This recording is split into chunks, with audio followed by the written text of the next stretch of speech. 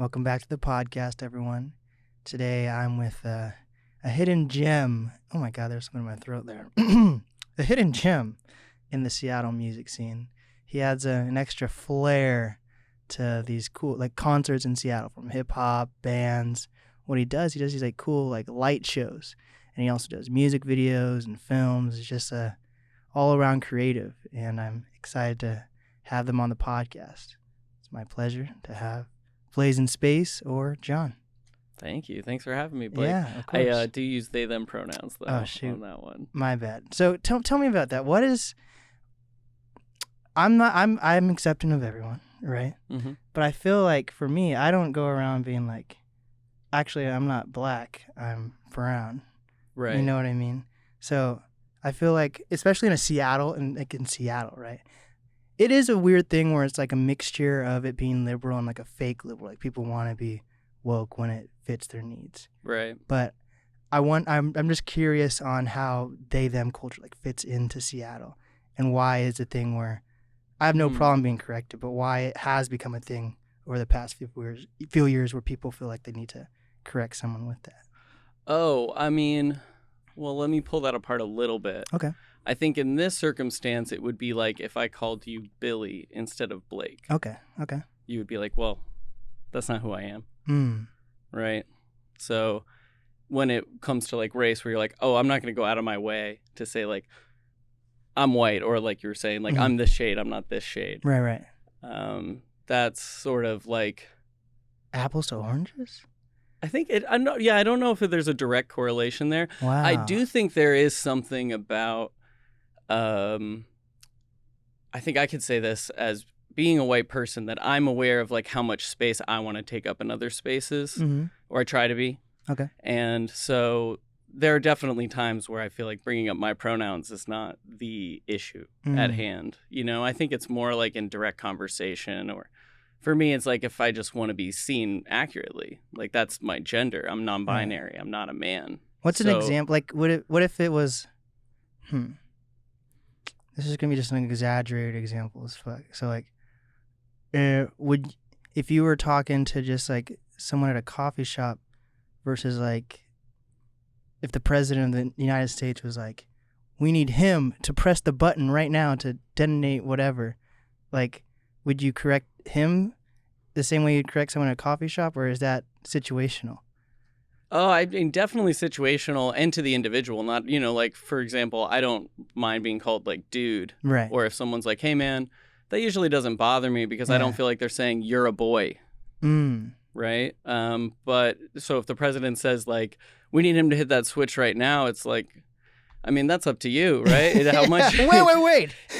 But I think that it goes back to it being more like a name, if they're like, we need Frank to hit the switch, and you're like, I'm actually John. Oh. Is it relevant then? Okay. So I think it's only, the only reson I correct you is, you're telling people who I am. This is a safe place. Yeah, hell yeah. No, totally. And I'm happy to talk about it. So, and like I said, it's different for everybody. There are definitely non-binary people who don't want to be called dude. Right. Who, for them, that's being you're a boy. So that's how it's feeling as you're being called that over and over again. Okay. So it can add a little weird thing to a conversation. So yeah, if I'm going to get close to somebody, I'll usually just let them know I'm non-binary, I'm not a boy. So that's if you're going to speak about me and you want to be accurate. Yeah, I want to be accurate. And does that come from a societal change where people feel more accepted they can say that? Or has it always been a thing, and it's just now it's because of social media it's more prominent and people are I think it's definitely education. Okay. It's not that there weren't non-binary people, and there are now. There have always been people that are on different ends of the gender spectrum that don't fit into what being a man means in social construct, or what being a female means in social construct. So there's nothing new about someone saying I'm not a man or a woman, but I have both man and woman qualities to me, and it's a spectrum for me. That's been around for thousands of years. So I think what's new is the education of a pronoun, of changing your grammatical speak. So instead of in the 20s, it would be common to say it. You would be an it if you were non-binary. And that's kind of. But now that's it'd be like saying Oriental instead of Asian. It's that they're not an object; they're a human being. Right. So they them would be more accurate than it, because it's possessive, like he and she is. when it comes to Seattle, I do think it is like it's a safety thing. Like in Seattle, I don't feel that it, in most situations, I don't feel it makes me unsafe to say like, hey, I'm a trans person. You know, which is kind of what saying they, them is. It's like saying like, I might not fit into your like man, woman rules here. But they're different though. Trans and they, them are different. It depends for everyone. Like for me as a non-binary person, I consider myself as a part of the trans community. You know, it's not all about transitioning. But so it's not like a mental thought? I thought like trans, I'm going to sound so ignorant, but I thought trans people usually, it's like a mental thought where they're like, I'm genuinely like a girl in a guy body or a guy in a girl body. But then you're saying you're neither. So how is that trans? Well, because like I said, like trans isn't from like transsexual or transitioning, right? It's a word that umbrellas meaning of gender that's outside of binary man, woman. Oh, so it's like saying like I don't know. Like a trans woman is a woman, right? She says she's a woman. She's a woman. Her gender is up to her. So it's like bicycle. It's not up for me to say you're not a woman, you're a trans woman, right? That would be inappropriate. So trans is just something that you put on and you could attach something to the end of it, or no? Because like transgender, trans man, trans. I don't. Yeah, I mean, I think it's just it's a word that describes a category, not a person, right? Like, can you give like an example, like maybe outside of like race and sex? Like, what would be an umbrella term? I'm trying to think of like an umbrella term for something that's similar to. Oh, like the trans community? I mean, I think you could say like, like the tennis playing community or something like that. It's something that brings people together to describe them, right? Like people from the South. Oh, that makes people who consider themselves trans. So I would be a person who considers themselves trans, and that would put me with. So it's just it's a group you join by yourself just by being one of those people. But that probably comes. I'm probably not alone there with thinking that it was just one thing, right? Yeah. Well, I think there's. Like, where's that I think there's a hunger for like, where are the rules here? Right? Like you're asking me, like, so what can I know to not make mistakes or that kind of thing? And I like to bring it back to like, it's just like talking about a person, you know, just sort of like instead of saying like a criminal, it's like a person who is convicted of a crime, right? That leaves room for all the other things about that person that might not be like they're always committing crime. They're a criminal. They're just a person who committed a crime then. You know? And it also opens up for the definition of crime, right? Because now we know crime is like a legal thing, so it's not. So I think in that way it would be like saying that person considers themselves trans. You know, it would be in that person's expression of their own gender. What about with like everyone having to do that now though, like on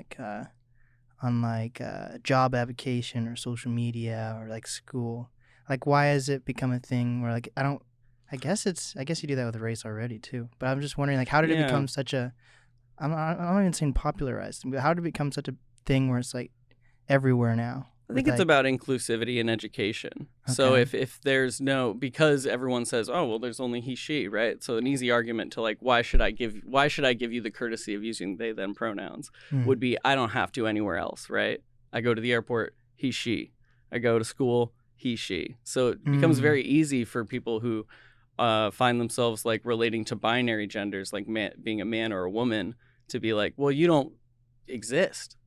Right? Like that was what the Trump organization was trying to do by taking those things out, by taking out they, them from forms, by not letting you be they, them on your driver's license. It's a way of saying you don't exist. You're not a person.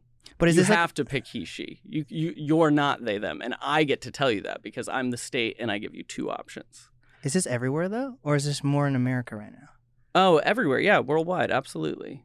And so was this a thing that like, I think for a lot of people, they feel like it happened like overnight. But has this like been a thing that's been like gradually growing for like decades or what? Oh, like I said, thousands of years. There have always been people around the world who didn't fall into these two buckets in the gender spectrum.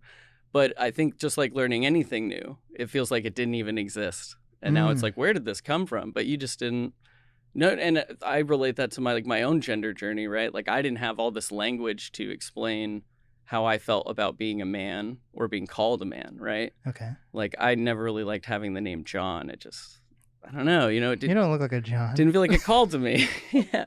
And, maybe there's even like, there are a lot of Johns, right? And there are a lot of other when I was growing up, there were a lot of like men who I was friends with who were also named John. And so there's this kind of common, like, you're one of them kind of thing.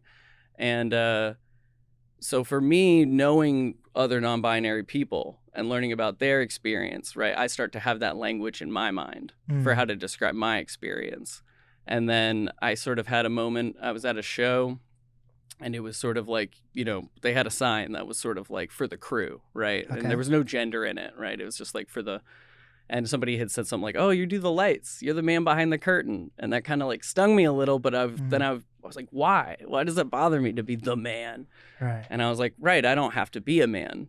That's up to me. Like, I get to decide my gender. And so that is what let me into like, oh, I didn't realize I was having this other problem that was taking up all this space in my life, was me like trying to fit into a box that I don't fit in. So it's a name thing. But what about this? What about grammatically? Isn't that wrong a little bit to be like they, them? No, it's actually correct. There are tons of examples in the English language of they, them being used in a singular way. It doesn't just mean plural. So that's just a sort of a, you know, who goes to English. Not many people continue to go to English class after their senior year in high school. So, but everybody wants to talk about the rules of grammar and nobody knows them. Yeah. You know? Well, so yeah, for me, once I changed my pronouns to they, them, or once I was like, well, I'm non-binary, does that mean that I want to be they, them? And I started thinking about that. Suddenly I didn't really have a problem with John. The problem wasn't with the name John. It was just people saying like, you're a boy, you're in this box. Yeah. You know, and I was like into Irish dancing and stuff as a kid. So, you know, like a lot of trans people, I'm sort of, you're in the boys team. They're going to wear the pretty dresses. You're going to wear a skinny tie. You know, like, you're going to wear these boring shoes. They're going to get these cool shoes. Right. And, like, me as the queer kid is, like, kind of this weird part of me is like, I want a fancy dress. But I'm not allowed to want a fancy dress, right? So for me, that didn't mean I want to be a woman, right? It just meant I had a problem with being a man. So, Jack, wait, I just completely just said that together. Is sex and gender the same thing, or are they different? Like, I think sex is an action of gender. I think gender is a law of nature.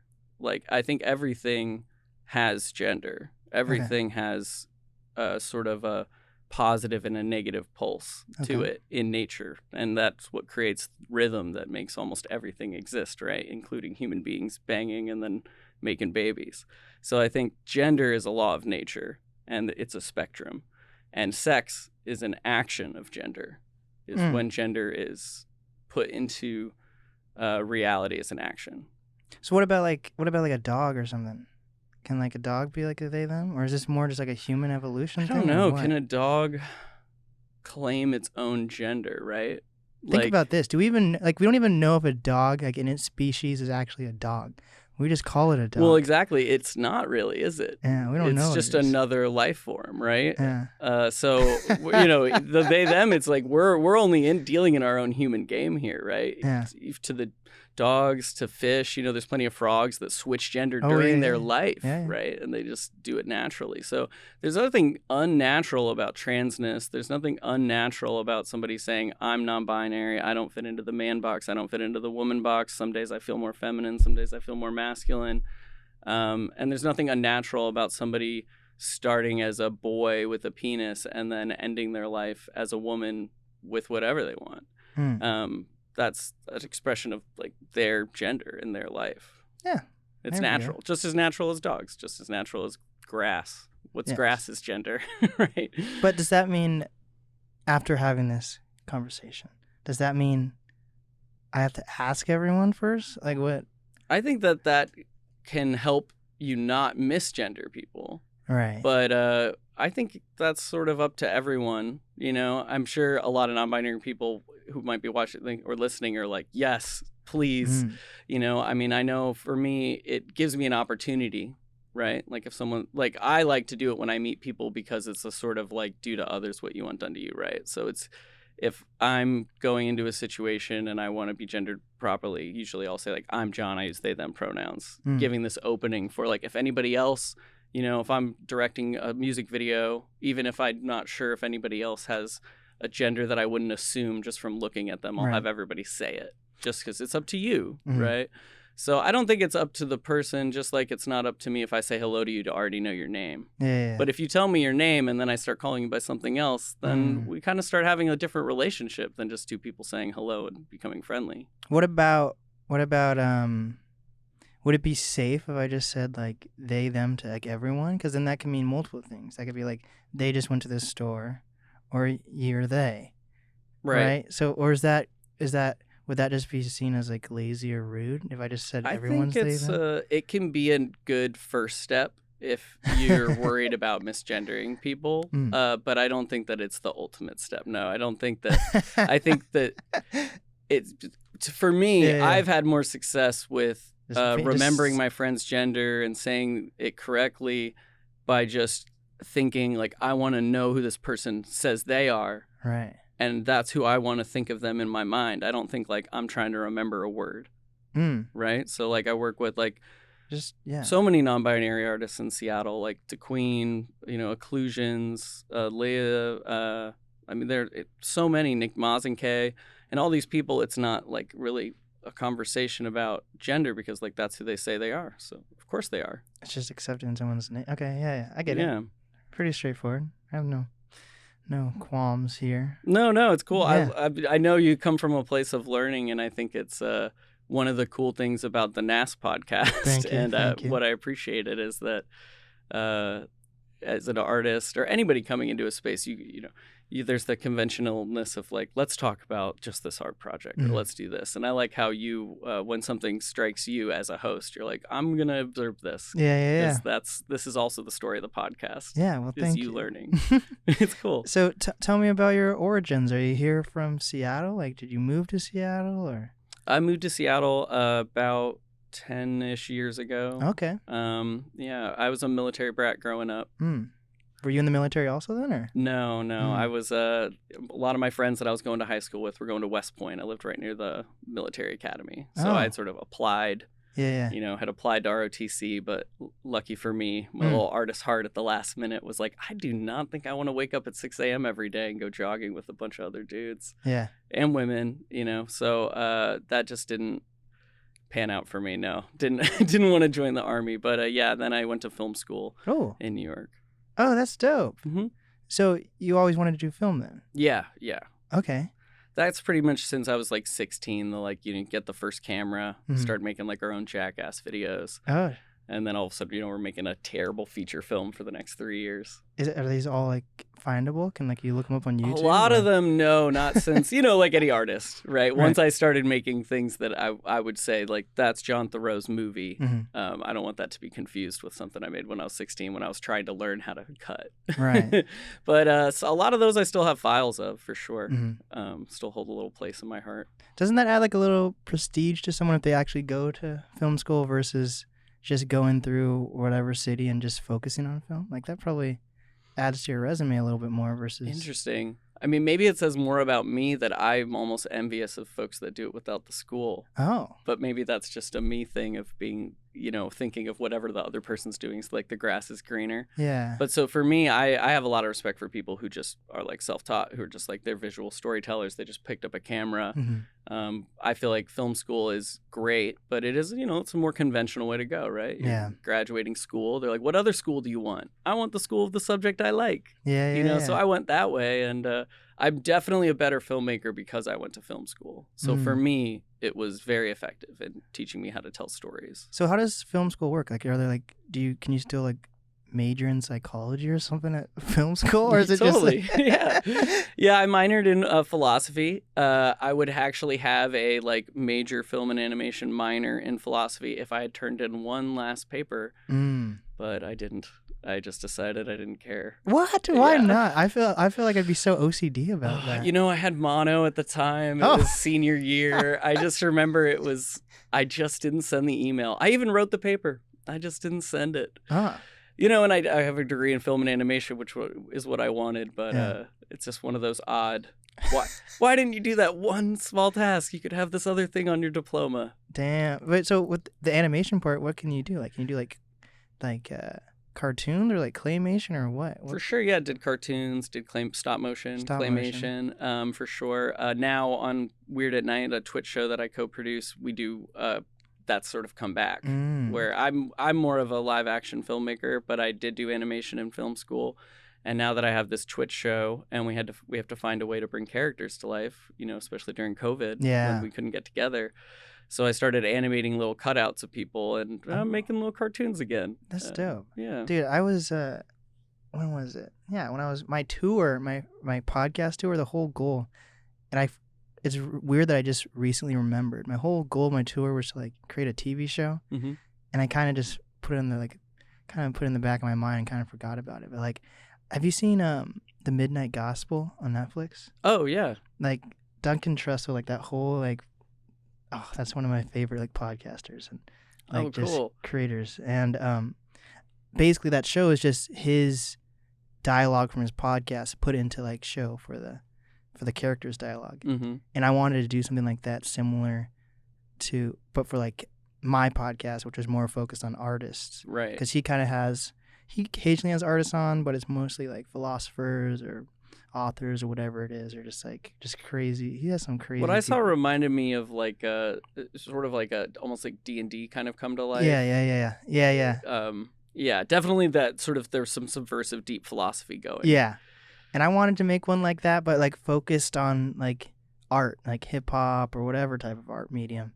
But then like I would want everyone to look crazy like in that show, like Adventure Time style, or like maybe like if you're picking, I feel like if I just put this all the beauty of collab. Yeah, I know. As you're saying this, I'm like, I mean, I know people who make cartoons. This isn't too far away from you. There's definitely a lot of animators out there who, and then it comes down to kind of just cutting the audio in an interesting a way where the conversations kind of come together. But it's like Space Goes Coast to Coast. Kind of makes me think of that. Oh yeah.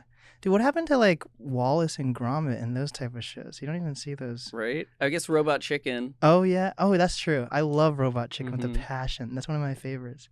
It's like that's a good point. Yeah, and there is a I'm trying to remember William Gregory. I hope I'm getting that right. It's kind of like a two first names name. I think it's William Gregory. I'm trying to remember his website and I can't right now, but he's a puppet and a puppeteer in Tacoma who also makes like music and tons of art and stop motion. I'll definitely look up and share with you his stuff. But yeah, I want to have a puppeteer on the podcast. That sounds crazy. Yes, William Gregory would be so good to have on the podcast. I hope I'm getting his name right. I hope he talks through the puppet. Like he just brings a puppet and talks the entire time. It's actually so not only puppets, which are like weird, almost like post-apocalyptic. There's a sort of a more like Invader Zim quality to them than Sesame Street, if that makes sense. Yeah. And then he has skaters. So he has a skater show of stop motion claymation, and they do tricks and all this crazy stuff. Yeah, it's really cool. We've had him on Weird at Night. So yeah, definitely check out. Wow. Gosh, I hope I'm getting his name right. William Gregory. I'll get the info to you. I could literally see how this would work too. Like they would be sitting in that chair, and then their arm would be stretched across so they could have the puppet. 100%. I've always wanted to throw my voice. Yeah. Like, puppets are one of the best, like most psychedelic things to me. You bring me a sort of adult puppet show, I'm in. They're creepy a little bit, right? Too? They're definitely creepy. But I guess that's the thrill. I take a puppet over a clown. Oh, I hate clowns. Yeah. Well, I never think I hate clowns till they're like close to me being clowns. Then I'm like, this is pretty terrifying. Yeah. Like a couple years ago, what was that thing where there was like a lot of clown sightings with like people? They're like holding knives and stuff in like neighborhoods. Do you remember that? Oh no, I do not. It sounds like a maybe misguided performance art piece. It was like 5 years ago. There was just like all these clown sightings that were like making the news, and they're just, I don't know if anyone ever actually got hurt. Maybe. Like they were trying to make their own it happen. Yeah. And it was like in different cities and stuff. It was creepiness. Weird. I never saw one personally, but yeah. So tell me about this Weird at Night Twitch channel you got going on. Yeah, it started up. Patrick Galactic started it up during the pandemic. Just thinking like there needs to be sort of more silliness. Wait, first, who is Patrick Galactic? Patrick Galactic's a musician, pretty well known in the Seattle music scene. Had a band Death by Stars before going solo. I met Pat in Death by Stars working for Cat Pack Records at the time. And so I started directing their music videos and working with them. And so me and Patrick are longtime AV collaborators. He comes out with a new song and make a music video to it. Yeah. And I did this show. I was doing live movie remixes for about a year. Every month, I'd pull like bands and a DJ together, and we remixed like Brazil, Foxy Brown with Barax and Audra Boo doing a new soundtrack while I remixed it live. That's so cool. What the heck? Yeah, actually, I brought you. Ooh. I wanted to bring some art to share. Hell yeah, I'm an art guy. Well, I try to be. So I brought you a poster from that show. Ooh, I feel like I'm on like Nardwuar now. And part of the reason I brought that is, look at this, guys. During after COVID, that's so cool. I stopped doing this, but I used to collect a poster from every show I did live visuals at. Really?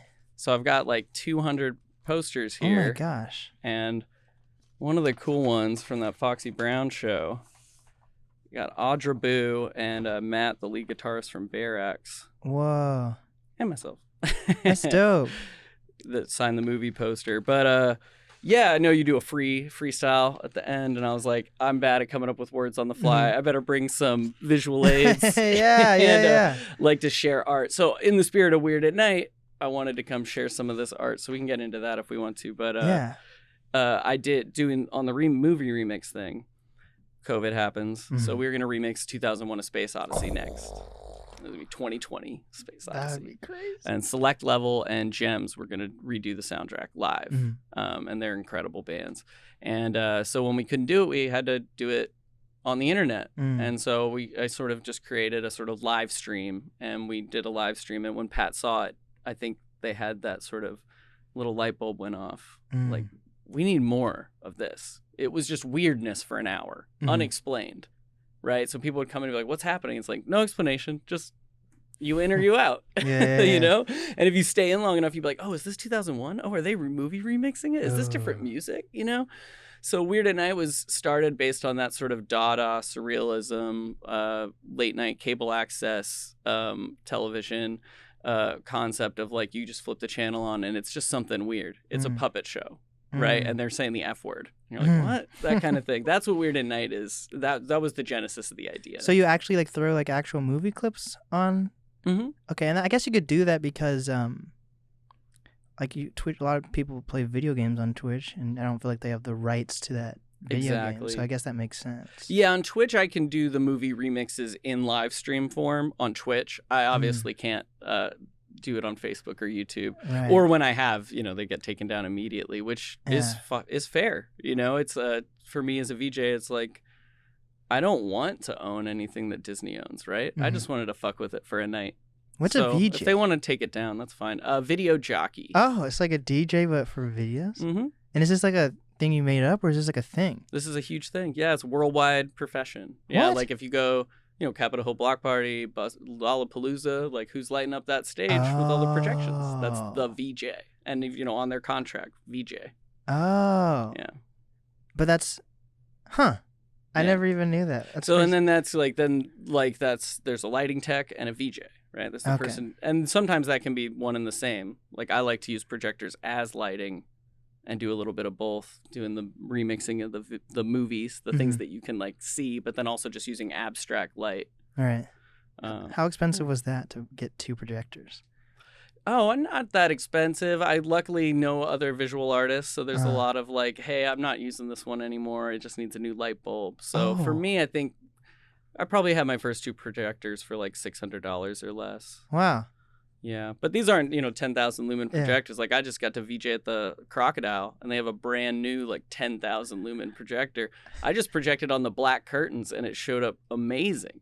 So yeah. So mine are like 3,500 lumen projectors. They're kind of like any office projector that someone can get. And I think just from years of experience, I've just learned how to use them. Get a little closer to the screens, or kind of be clever in venues with how to get more out of it. Wow, this is like a total new world for me. Like artists probably like geek out about like the audio software, and like for me, I geek out about like the different mics there are for podcasts, anything like that. So, and you're geeking out about the lumen. Exactly, exactly right.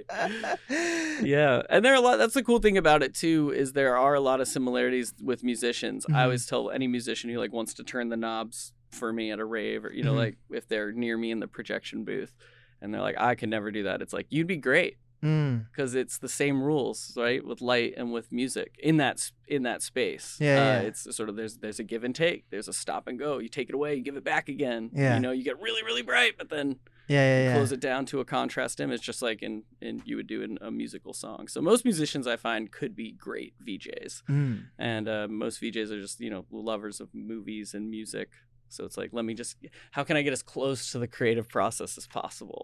You know? That makes sense. I'd love to get more into your process, but I still want to learn more about you ending up here in Seattle. So you went to film school, and then how'd you end up here? I was doing stand-up at the end of my film school time. Wow. So that took me to New York City. And so I was doing, like, you know, just trying to get up every night, doing a couple open mics, you know, from like Comedy Cellar to like under a library at 3 a.m, all the things you hear about New York stand-up. And then one night, a fellow comedian had said to me, you know, there's 17,000 other comedians in New York City. And it just blew, it just took the like wall of whatever little confidence I was building. And it just like, you know, it suddenly made me feel like I'm not needed, you know? And I don't know, you know, I love doing stand-up, and I definitely love being funny. And I think I have like maybe original things to say, you know, that through visual art and being a VJ now, I could definitely express through that. Right. But that just made me feel like I'm not needed in New York City. And I feel like I want to go somewhere smaller that's still a metropolis, but that like maybe I can add something to that art scene. I'm not just another one of 1,000 other people in this same box trying to blast through. So I was going to go to Phoenix for literally no reason. And I visited, I was skydiving at the time, and I thought That's dope. I had skydived a couple times. And so it was my pipe dream to be like, I'll be a skydiving instructor and a comedian in Phoenix. That was the plan. But first I visited my friend TC here in Seattle. And then I just kind of felt like you hear from a lot of transplants. Like kind of fell in love with it. I was here for like 5 days. Is that a trans joke? No. I'm just kidding. No. But he, just like after 5 days, I fell in love with it. I like the atmosphere. It's a little more muted friendliness than New York can be sometimes. What do you mean by muted friendliness? Like I think sometimes what people call the freeze, like I kind of like stay away from me. I'll open up when I'm ready. Right. You know, I don't necessarily owe anybody everything that I have, and I can be very, very friendly and outgoing, but I don't always want to be. And so I can fall. Sometimes I think Seattle fits for me in that way, where like even though I'm really outgoing, I'm also very anxious. So I'm not, you know, I can give a lot. I'm not sure how much I can take of all this social energy sometimes. So sometimes I like that sort of mutedness in Seattle, where someone can be like, yeah, we talked about the weather, we'll never see each other again. I'm all good with that. I'm like, cool. A couple of months ago, I was trying to like do this new thing where anytime I passed someone on the street, I wanted to be like, hi, hello, give them a wave or whatever. And it failed miserably. Like I really thought, I was like, you know what, this is going to add an extra element to my day, because like usually there's not parking right out front at the studio. So I had to park a few blocks away. And during that time, I probably passed at least 5 people, you know, walking. I'm like, I'm going to just try to say hi to people around here. And it's just like, people would just be offended. I'm like, what? And I was like, okay. Yeah, so, even when you said the idea to me, I was like, oh. Yeah. I used to kind of, I have a sort of life philosophy that's like attack with love is sort of my thing, right? Like take the compassionate action.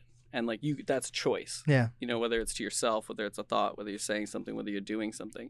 And so at times my philosophy has come to me in ways like you, where I was like, I'm going to look at everyone in the eye and I'm going to smile. And I've had the same experience as you, where you don't necessarily get that reflexive feel-good energy you're looking for. It can feel sometimes like you just drained yourself. Yeah. And people are like, why are you smiling at me? Yeah, and then I feel like I'm ashamed. I'm like, why did I just do that? I'm so sorry. That's where I turn inwards. I say like, well, I'm going to attack myself with love here, and I'm just also going to be in my own world. Yeah. You know? You're walking towards someone, you're smiling, and then you slowly turn your head down, start looking at the ground. Back to the zone. Yeah. Like I'll even try to be like, oh my gosh, your dog's cute, even if it's not cute. And they'll be like, what did you just say to me? I'm like, oh, okay. There you go. Yeah, fellow human beings just trying to be a nice neighbor here. Yeah. It's a tough life out there being friendly. Yeah. It's not always all welcome. I didn't even like your dog. I was just trying to be nice. So what was your first experience in the Seattle music scene then once you moved here? Seattle music scene was house parties. Okay. You know, got a day job working at Pagliacci's, and I met a couple musicians who were throwing a party, Maddie Levine and Eric Sanchez, who I'm still friends with, and they were doing this thing called Cat Pack Records, Little Red Cat, just sort of DIY. Is it still around? No, we're all still making art, but we just kind of like outgrew the project. Got it. I think like any group of artists who start to be like, we're gonna start a record label. We wanted to make the art. Yeah, you we learn don't quick. do all the administrative work. So we never met those like 4 or 5 collaborators we would have needed to do all that other stuff that isn't just making art. So yeah, like Cat Pack was very successful, but we also never became a very successful record label, right? We just made a lot of art, and everyone we worked with seemed to do well. Got it. But yeah, so I was their bartender.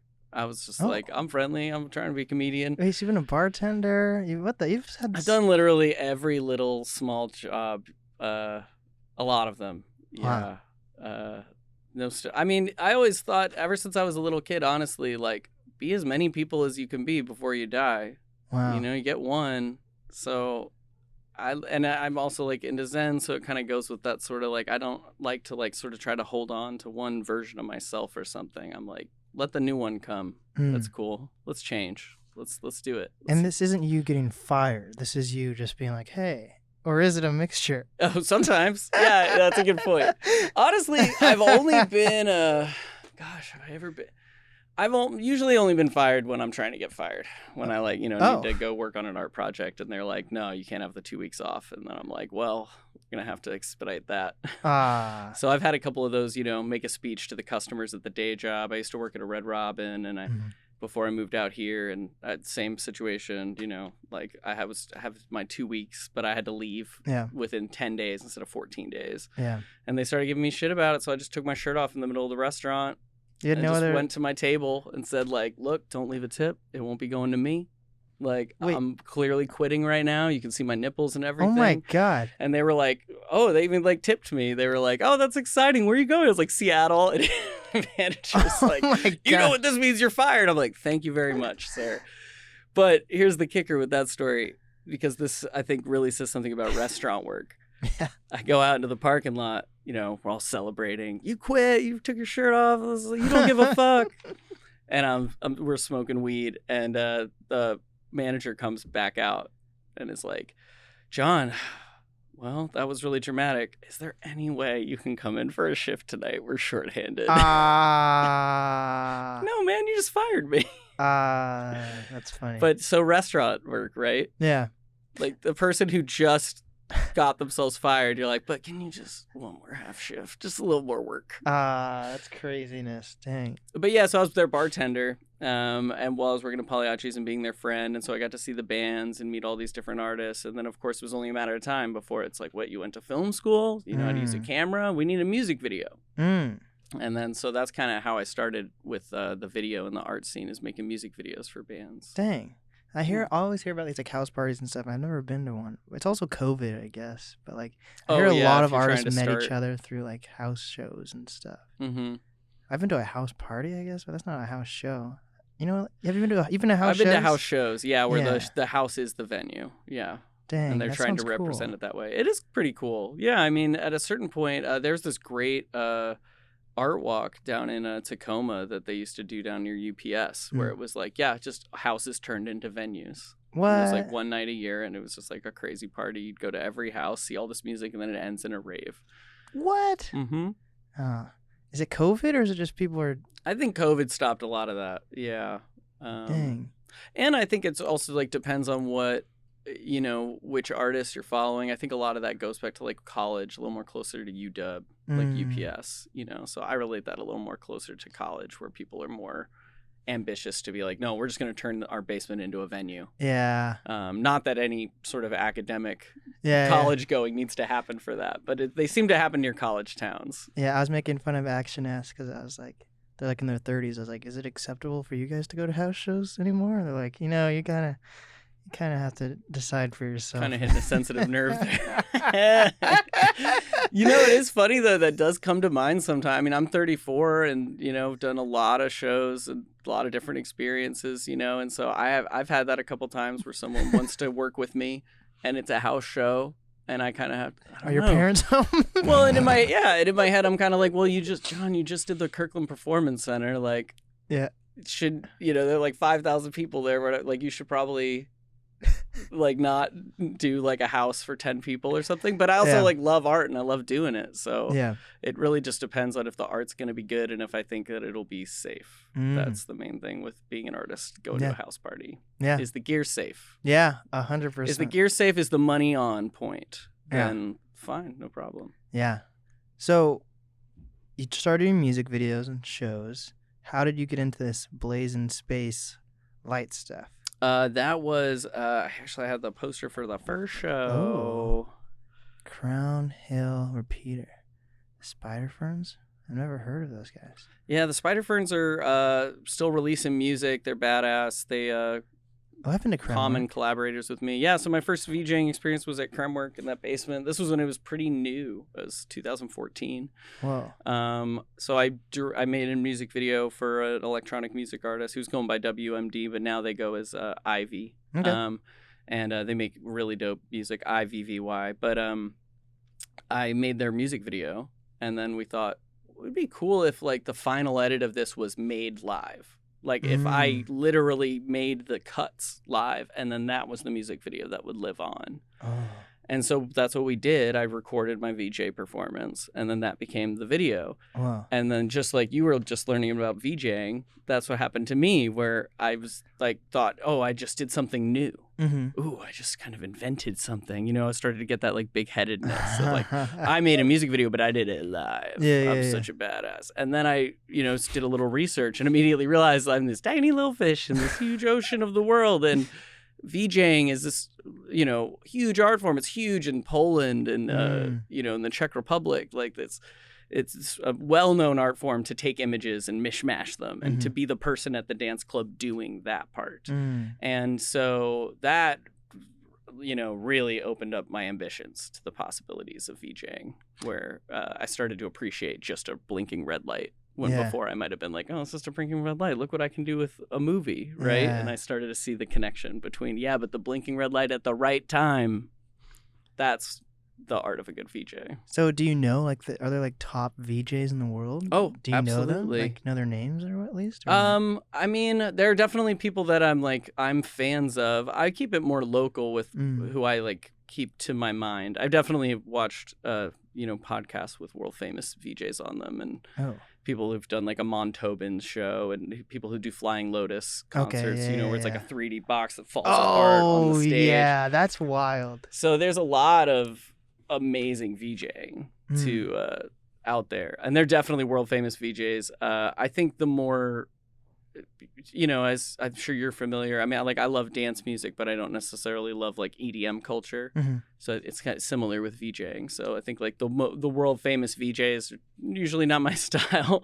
But don't you look like, for me at least, like, if you're trying, I don't actually know what your overall goal with VJing is or if you're happy where you are, but for me, I feel like I always have to, I watch, not only am I like a fan of like these other podcasts, but I look at them to be like, they're also kind of competition. I should see what they're doing to see how I can grow with my own podcast. You know? Oh, 100%. And yeah, no, I definitely, that's why I would be watching that interview. It's just and I've met some VJs recently who did that circuit, who sort of like did like Lollapaloozas around the world. And it wasn't creatively rewarding for them. Because they were just doing, you know, kind of standard, like keep the lines moving, like make it trippy, right?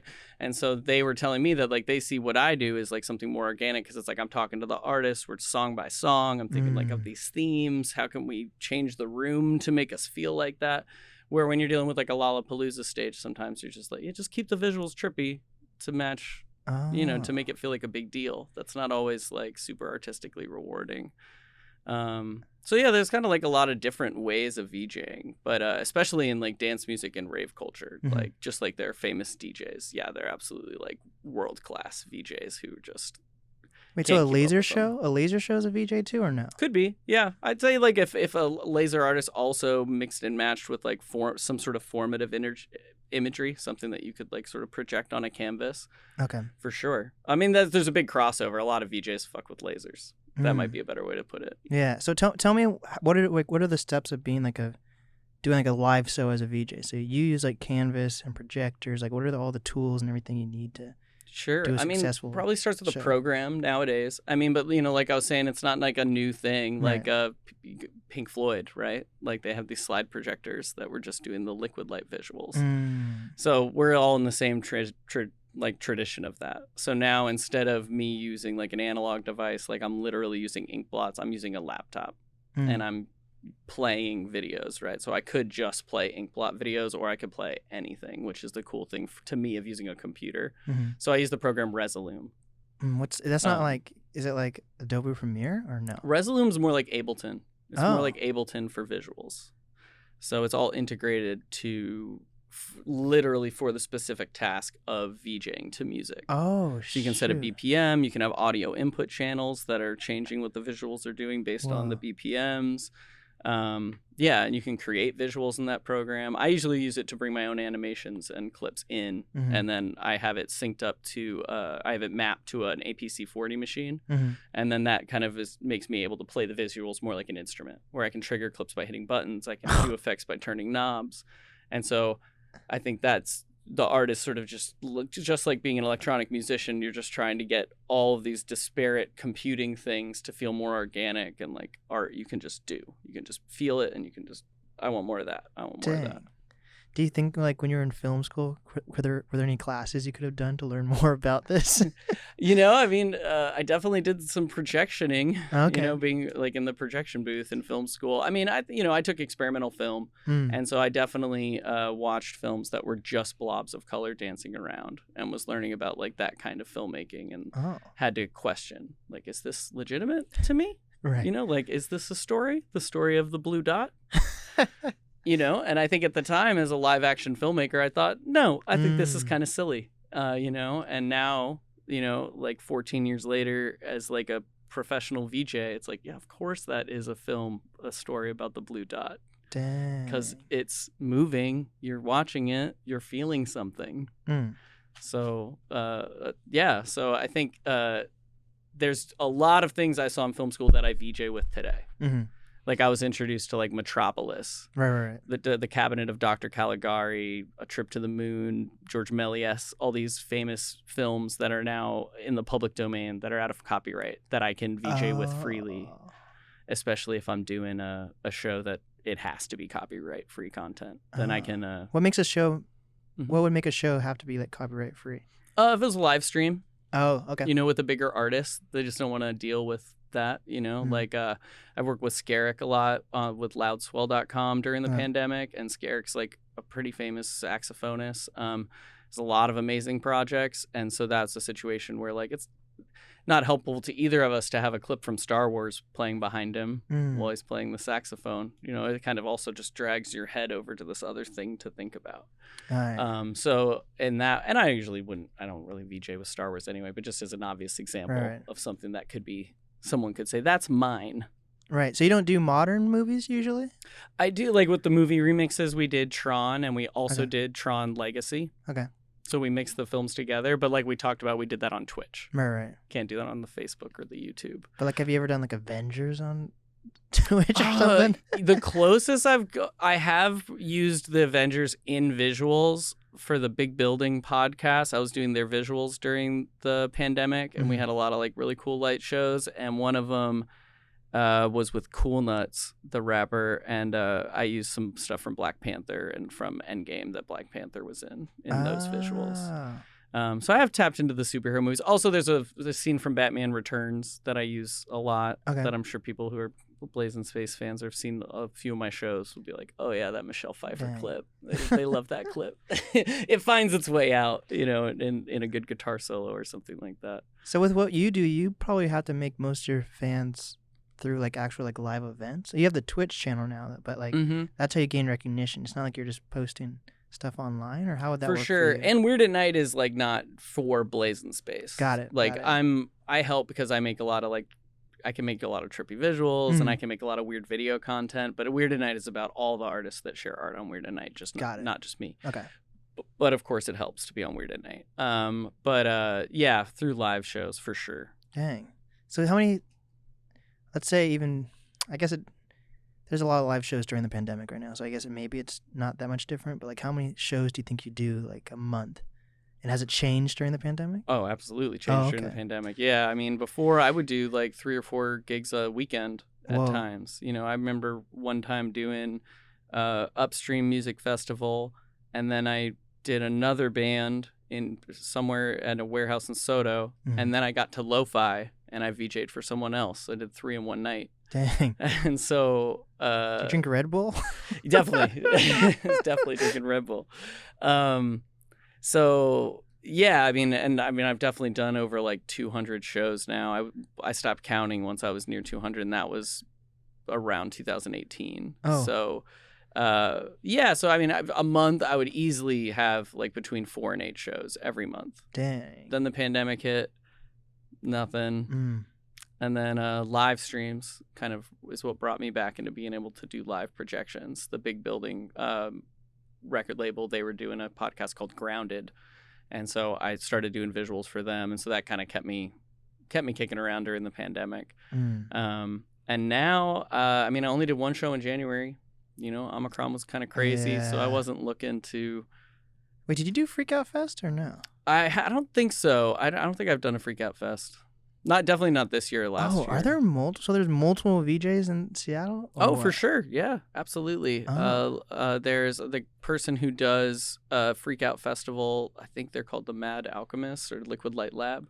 Interesting. They're incredible. I mean, they're like world-class. Liquid Light Wizard is an artist that I work with often, and they do the same. They do liquid lights. You should check out Lucio.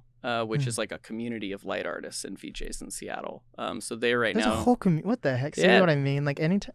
It's cool, There's right? so many different communities. You just open the carpet, and there are all these artists. Wow. But yeah, so like on First Ave right now, there are all these little projection pieces in storefronts downtown in Seattle, and that's Lucio. Like Molly Bryan, Lucio, she cultivated that. So that's like a different artist in every storefront is a different light artist in Seattle. Yeah, so there's tons of light artists in Seattle. Blackwater Stars, someone I work with who's incredible.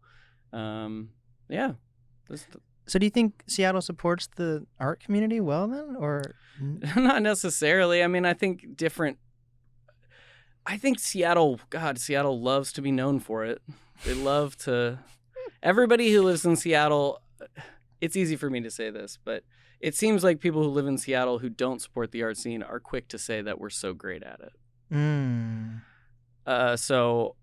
You know, you're an active and helpful part of the art scene. Yeah. I feel like I am. I know Patrick is from doing Weird at Night, you know, from like we've been working with Converge a lot with Weird at Night, and like they do incredible work for artists. T-Dub just started a new show for them, and there's grants, you know, like even during the pandemic, I got a grant from Northwest Film Forum that helped me through a couple tough months. So there's more money and opportunity for artists in Seattle than in other American cities. Right. I don't think that it's great. I think that it's like the bare minimum of being able to say we care about the arts. I don't feel like there was a concern for people going hungry per se during the pandemic. I think people were quicker to be like, oh no, what will happen to Numos? Or oh no, what will happen to this place? Right. What about the people who that need make Numos breakfast money and lunch? Yeah. You know, that's just money that has to go to their pockets. So I think Seattle is like I said, better than other American cities. I'm proud to be like living here and be an artist in Seattle. And so I know a ton of artists in Seattle who are incredibly giving to the art scene here. Right. So I would feel bereft to say that we don't have a great and giving art scene here, because we do. So what about this? Like, I think for I'm just going to say hip hop, for example, like it's easier for a hip hop artist to perform at Numos if they go out of their way to reach out to an artist that's about to tour to Seattle and then reach out to that booking manager and be like, hey, can I open for you, versus going to Numos or whatever venue, right? Mm-hmm. So what about for like art? Like, do you think some like out of town artists would have an easier time getting like an art installation somewhere versus someone from Seattle? I think in the same way you described, there in a lot of different disciplines, it's probably the same. I think as far as like light art goes, there's I mean, you know, like I was bringing up Lucio, I do feel like there are a lot of opportunities for light artists where people look locally before looking elsewhere. But I totally hear what you're saying of like, I used to, as a filmmaker, I feel that way. It's way easier for a filmmaker from LA to get money to make a movie in Seattle than for a filmmaker in Seattle to get money to make a movie in Seattle. So it's interesting. The city, it's weird. I feel weird saying the city because it's like, who specifically are we talking about, right? Easy for me to project that onto somebody. Yeah. But I do get this vibe of like, we don't treat our own superstars like superstars. We treat them like even, you know, getting references like local VJ. It's like, like that putting local almost, or like this is a local artist is like, yeah, I mean they live here, but that's like a way of saying like they're not national. You're not calling it's like what's not national about it. Yeah, exactly. You know, I just worked with Walking Papers. They're from here, but people were in like local Seattle band Walking Papers because they're like a kind of big deal elsewhere. So yeah, and I mean we definitely do that with Weird at Night. You know, like the queen of everything, the rapper here is like the god of our fictional universe. Like the queen is more powerful than anyone, and we treat them like, you know, we bring them up every episode, you know, all hail the queen. And I think it's important for all art outlets to pick artists to do that too, to just like, they are celebrities, they are superstars, they are prolific. You know, someone like Terry Monstrosity is like a hip-hop artist in Seattle who's like puts out like a verse every day. During the pandemic he released like 4 albums. So that's somebody who should be like held up and celebrated, but I think is often said like that local artist. So what do you do then? Like if you're working with local artists, right? But how do you get recognition like outside of Seattle then? Because if local artists don't even know how to get recognition outside of Seattle, you might be able to get jobs doing their shows. But like, what do you do outside of that? Like, how do you get outside of just local shows? I think then collaboration for sure. Like I was working with Coffee Cup Productions out of Chicago. And so I was getting to do visual loops for like any shows they had in that theater. So if they had like a Talking Heads cover band, I would make them like an hour loop of Talking Heads material and they would like pay me for that.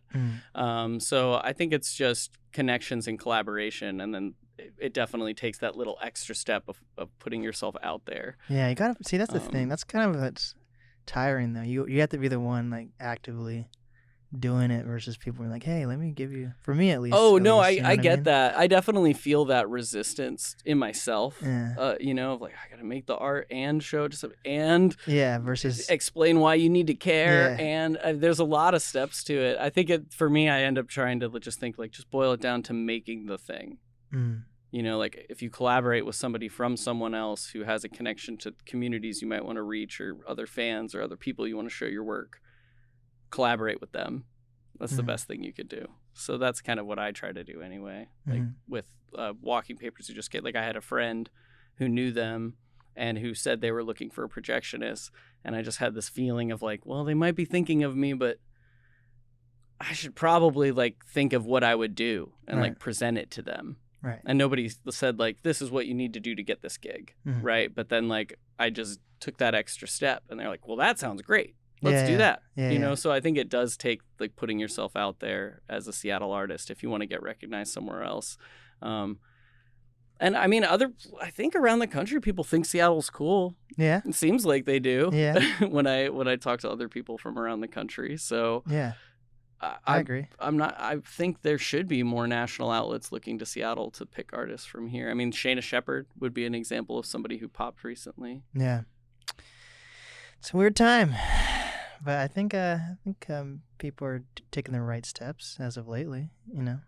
Who knows? People are trying to be better. It's good. I mean, it raises, like, a higher tide rises all boats, right? Yeah. So if everybody's saying, like, we need to be better about artists and we need to uplift other artists, even if half of those people are full of shit, it does raise an expectation. Yeah, I agree. So with you being like an artist, like I feel like when I first started the podcast, I feel like I started using artists as like just any, like it could be music, whatever. But I feel like you're like a genuine, like when people think of an artist, like you're an artist, right?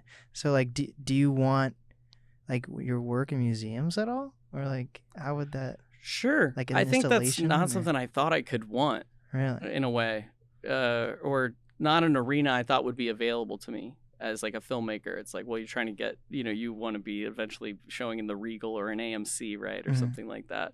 But now having been a VJ and create visual installations, Yeah. and I know artists who are like my friend Preston Singletary is like a world famous glass blowing artist, and he has this amazing band Kuik, and so seeing him have his work put in a museum, it sort of like shows me like, yeah, right, you're an artist, you make something, and just like any gig, it's just a gig. If the museum says like, wow, like I built a light box with this artist Tondui, who makes amazing electronic music in Seattle, and it's just like it's a box, and then I mapped it from the inside so it's like glowing, and it's like the idea is that it's almost like a monolith that's changing locations, and you can see into this other dimension. And so we just started popping it up. Like we took it to this rave, and then somebody was like, oh, well, we're having an event, we need art installations. So we just applied ours, and they're like, great, we'd love a light up box that does that. And so in the same way, now I can see that pathway to actually having my art in a museum would just be the museum, just like Sam with the infinity rooms or anything like that, saying this is an experience. We would love to pay for your experience to live here for a few months. Dang. And I would be totally down for that. It'd be another gig. Yeah. Do you have anything like that you're like, do you have like a masterpiece you're trying to work on, or do you focus more on shows, or do you have like an installation that you've been thinking about for like years or anything like that? Definitely yes. Yeah. Like as you started to say, I was like, not that I'm ready to talk about Blake. No, I've been thinking, as a filmmaker, I'm always writing scripts and stuff. So there's always the director mind in me is never satisfied without that, being able to do one of those art projects. So to talk vaguely about it, recently I've been thinking more and more about pulling all of these different collaborative elements that I'm attached to together. Yeah. I know incredible electronic musicians. I know incredible actors. I know incredible dancers and drag artists and makeup artists. And I work with all these incredible bands. And I know lighting designers with great equipment. And I think there's something specific that can happen with all these people together, whether it's a film, whether it's a virtual reality experience, whether it's a film that's partially a virtual reality experience, where half of the film you go into VR, and then you come back out and maybe we've changed the lights in the set. Oh shit! Yeah, dude, that'd be crazy. Yeah, so there's definitely that. I'm almost always working on a project, but there's some sort of like creative voice and like down the black hole of ideas that's like, hey, I'm here. What if we do this crazy ass everything thing? Wow. So there's that's the greatest thing about collaboration, right? It just opens up all the, from working with Cameron Tondui, like they make music, but they also do like structural design, like architecture. So, it just wasn't on my radar to think like I need to work with an architect to make my trippy visuals cool. Right. I just never thought of that. Right. And then they showed me like, they invented a space that couldn't necessarily exist in real life, but it can exist in this program. And, we send the camera through it, and then we added visuals to it. And it's like, holy shit.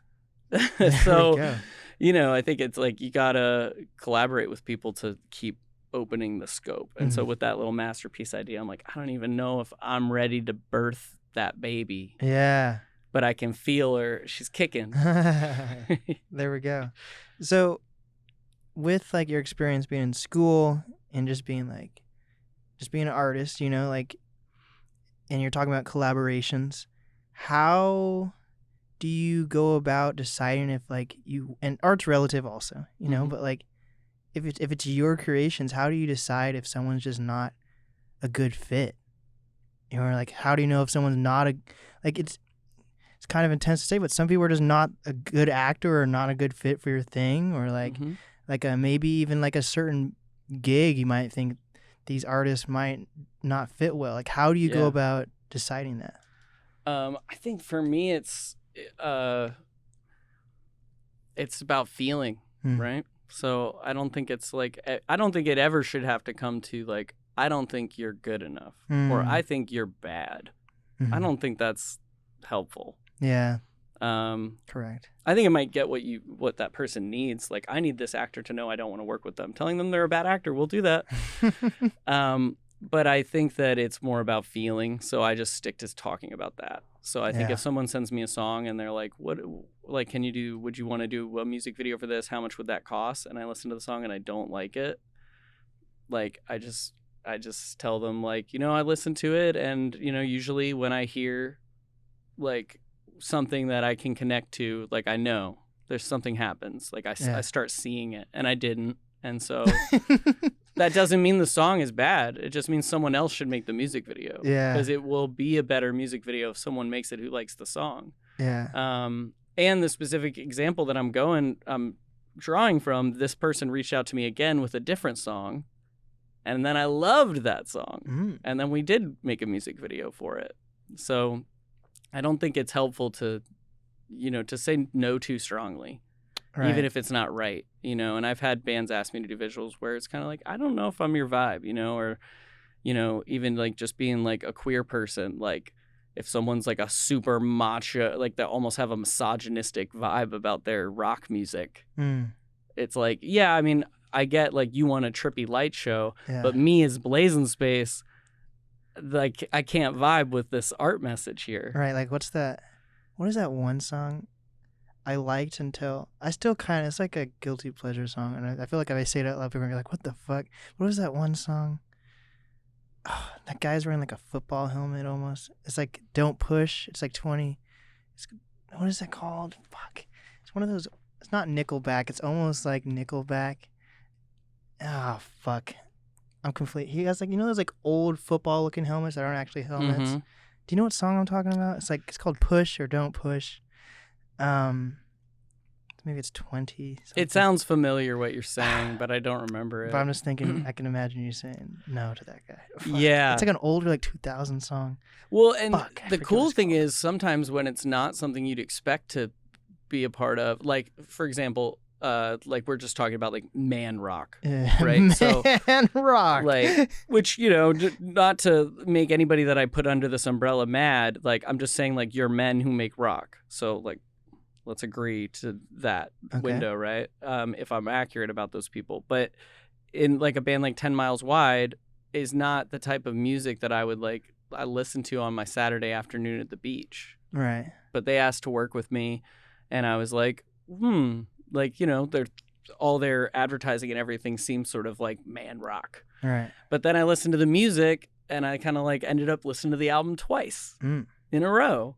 And I was like, wow, this guy, John, like the lead singer is like, I don't know if this is my kind of music, but I can tell that he's performing really well. Yeah. Like, there's some real acrobatics going on in the vocals. Yeah. And then I was listening to the drumming especially and was like, gosh, man, my friend Will Andrews is really good on the drums. And so it made me excited to do the show. And then it's like a yes. And then when we worked together, it was like magic. Like I felt like I got what they were trying to do with the art, and there wasn't a point of friction just because it's man rock, right? And so it's just the trappings of genre. Yeah. And so I also try to not be trapped by genre. If somebody asks me, and like Afrocop I work with a lot, that's like Blade Runner open jazz music. Noel Brass Jr. just takes everybody wherever he's going to go, and the other musicians are following him. And I'm following him as a visual artist. So for a while, it kind of was like, that's what I like. That's my thing. Right. It's like, let's jam. We don't even know what's going to happen next. They're like doing it, without a net, and so am I on the visuals. But then I'll have a show where somebody's like, I want this when I say this, and I want this when I say this. And then I want a still image, no visuals. Right. And so that, like, as an artist, it makes you think, like, well, do I do that? Is that my thing? Right. But I think for me, it works within my philosophy of like my thing is the collaboration. There are no like hard fast rules to it.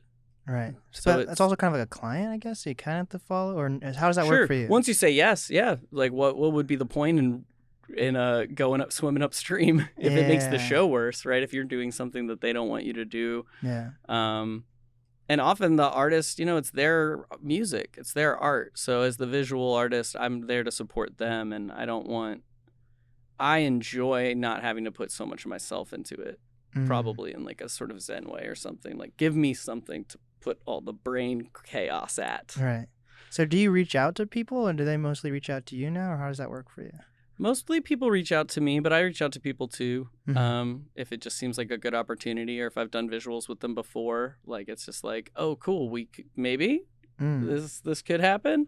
Or like with the Best You've Ever Seen shows with the movie remixes, I was reaching out to people saying like, I would love to remix this film and have you do the soundtrack. Are you interested? So do you ever curate shows then besides like the movie remixes? Like, do you ever like look at a venue and be like, I want to have this group of artists, and I want to like make a whole show around each like artist that goes up on stage? I definitely think that, but I haven't really done it outside of the movie remixes. I mean, with Cat Pack, we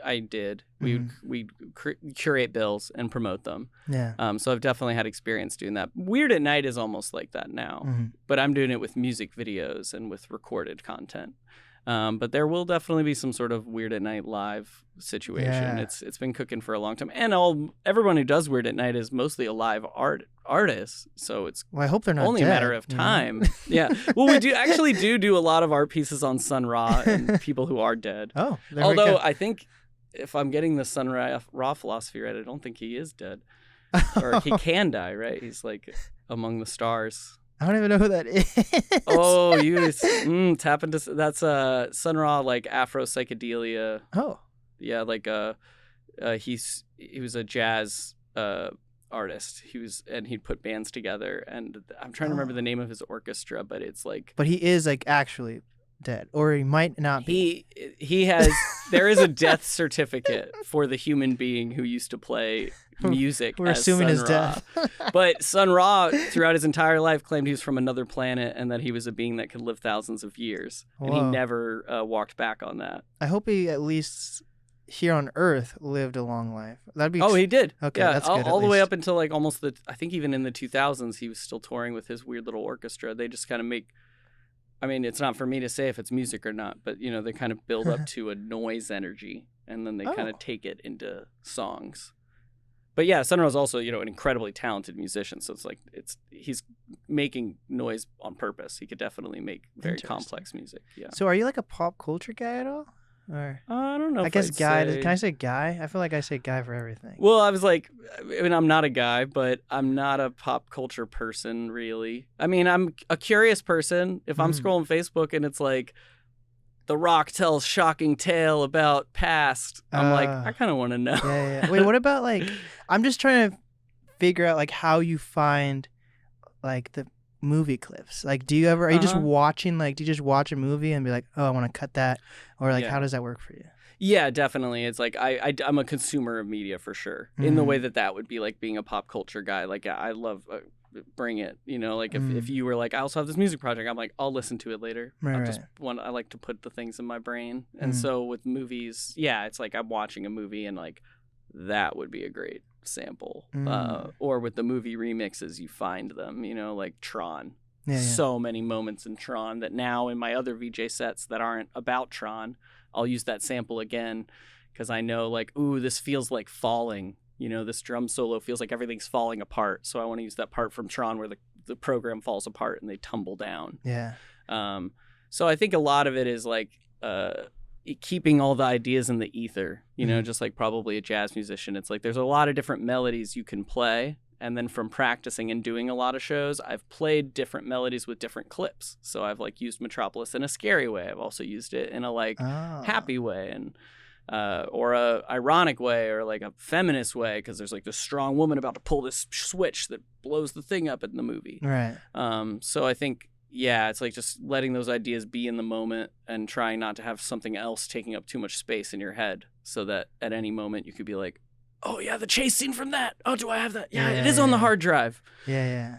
You know, and so when I'm prepping for a show, what I'll do is I'll like, you know, get the set list. Like, we're doing this awesome show with Ken's. So I've had the set list as a playlist. And so I just kind of like through osmosis, I listen to it and then I start to jam, and then I'll plan the set, but I won't hold myself to doing what I planned. I just like being prepared. Do you DJ also at all, or just VJ? Or just VJ? Yeah, I love DJs. Yeah. I love dancing, so I go to a lot of DJ events. And I think, like I was saying, there are a lot of similarities between the art of DJing and VJing. Yeah. And it's just something I haven't done or trained myself to do. But what if you could use like a DJ controller for VJing? That'd be. Oh, you can. Oh, you can. Yeah, that's kind of what I do. It's like the machine I have is built for Ableton. Oh, yeah. But I use it for. So with DJ, like even the Pioneer switching equipment, you could map that visually. Oh. And there are DJs who do that where it's cross-mapped. So they are just DJing, but also every button that they're hitting has a visual cue. Whoa. So they can do it simultaneously. Mm-hmm. So yeah, DJing for me is like I can see a future of like older artist me with more like time and the nice house on the lake and the home studio being like, you know, secretly crafting my DJ skills in the dark. Not even to bring them out and show to anybody. It would just be fun to have a couple decks and play around. What's your dream house look like? Would you be like one of those like super like white marble houses where everything's just white, or like what would? I think that'd be kind of crazy for any type of DJ or VJ. The open canvas of white is fun. But I often cover my rooms, even my studio rooms that I think I'll leave white to have no ideas interrupting my thoughts. I'll still cover them in posters and stuff. So I honestly think I would build like a weird glass house. Like it would be like a floating rhombus, just something that people would be like, how is that even standing? And I could just be like in the middle of it sipping coffee, watching out on, I don't know, let's just say this is like Sun Valley, Idaho. You know, like some sort of I could come to Seattle and hang out and like stay at the Croc Hotel and have a little apartment here, but then the house would be away from everybody. Same here. I want a house where I need like a helicopter or something. People can't come if they're not invited. The closest I've had to that is living in Burien. I'm pretty close. And my helicopter was a beat up van. I'm in the woods, so I kind of experience that now. But I just want to be. I like being in Seattle and then just leaving. After I don't need to get away from everything. That's one of my favorite things about living here is like in New York City, the other reason I didn't enjoy living there is like if you want to leave the city, you're waiting in an hour of traffic on the George Washington. You can do it, but you know, you got to wake up at 6 a.m. if you want to go for a hike and not deal with a lot of trouble. Yeah. Where in Seattle, you take a 20-minute drive in almost any direction and you're pretty close to nature. Yeah. I love that about this area. Very true. So what's next for you? Any cool things? You got this cool Ken's NAST thing coming up. Yeah, this Saturday we are. I don't know when these drop, so I don't want to be too time sensitive. Let's do like Friday or something. We could probably do sooner than later. It helps promote the NAST show. So yeah, this Ken's NAST show on Saturday is going to be really cool in Redmond at Vape Savvy. Yes. I'm excited to work with y'all. I mean, when we met, Blake, we talked a lot about like, you know, oh gosh, I know so many hip hop artists you could work with. And, yes. I mean, you know, it's like I said, I'm an artist who's hungry for collaboration. So it's like more artists, younger artists, people. I love like that thing that happens in Seattle. Like we're doing the show in Redmond. Yeah. See, I think I've only done visuals in Redmond maybe once before at like a rave or something, you know, not a public event. We gotta change. See, that's what I want to do with this. This show, I want it to be like, I want it to like change how people think about like podcasts and just like events, you know. I also want it to be a thing where it's always like a smaller thing. It's like it's inclusive but exclusive at the same time, you know, and safe. I think safe's the right safety word. is key there, but also there is something to that where because if you invite too many people, there's just a lot more other energy there. Yeah. That like if there's live music, you're not going to hear that energy because the music's taking over. Yeah. But if you're doing a podcast too, it's nice to have people who like. You learn about this artist, you kind of get a sense of admiration. You know, like I'm sure we're going to learn a lot about Ken's. I'm sure by the time that the set starts, we're going to be looking at him and being like, you know, we're thinking of his family history. Yeah. Some of the rap verses, we're going to like know what the fuck he's talking about exactly. And that's just going to make the whole experience like more organic and lasting for everybody who was there and for everybody who experiences it on the internet. I'm happy we connected, man. Yeah, me too. Fuck, I'm not gonna say man. I'm so bad I'm so bad at names and everything. So I apologize. Yeah. Hey, I mean, you're also like you fucked up. You apologize. You're still kind. Vibe hasn't changed. No problem has happened. There we go. And as like a stoner for like 14 years steady, it's like the dudes and the man's fly. For Blazinspace, I don't feel misgendered on it. And I know how reflexive it is because I say it too. Yeah. But just to say the other things I have coming up are I've got an Afro Cop show at Vito's, which will be really exciting because that's my return to collaborating with them there for the first time in 2 years. Whoa. And we used to do a Saturday show every month at Vito's. And what's special about these shows, anything can happen. Band doesn't know what they're going to play. I don't know what visuals I'm going to show. We're all coming in empty and just with what our skill. So it's going to be a lot of fun. And Vito's is a beautiful, dark environment for light play. On February 26th, Forest Ray Records is having a festival at Belltown Yacht Club. That's going to be the first time Belltown Yacht Club opens up their stage for a big event since the whole pandemic time. So that's going to be really exciting. Can't wait to light up Belltown Yacht Club and projection map the famous BYC. And then on March 12th, Lookup Fest Portals is taking over Rendezvous, and that's going to be a big experience. I'm going to do a lot of Blazinspace tricks are coming out of Portals. Hell yeah. Well, what is some final advice you have for up-and-coming artists, creators, influencers? It'd be 4 things: time over money, people over profit, attack with love, art is the antidote. Yeah. I think I really agree with the time over money, especially. Absolutely. Your time is valuable. Yeah. Especially if you're an artist. All of your time is valuable. Yeah, 100%. Well, what is the easiest way for people to reach you, and what's your website? Oh, thanks. Website would be cblazinspace.com. Also a good website to go to would be weirdatnight.com. Never going to find Blazinspace too far from Weird at Night. And at Blazinspace on all my social channels. And through my website or through my social channels, it'd be easy to send me an email. And let's make some art together. There we go. This is the NAST podcast with Blazinspace. And we did it.